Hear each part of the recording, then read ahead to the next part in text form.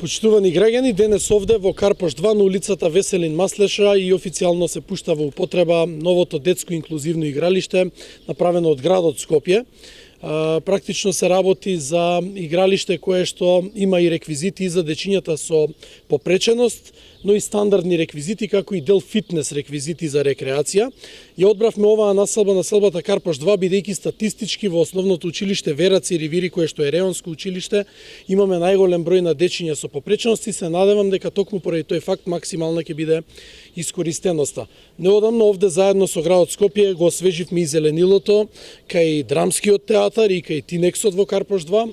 Град Скопје и паркови зеленило го освежија тревникот со нови системи за наводнување, додека општината поставуваше нова урбана опрема и со тоа доаѓаме до остварување постепено на онаа цел која што имаме како општина, секоја урбана заедница во општината да добие свој малски центар, односно центар на урбаната заедница.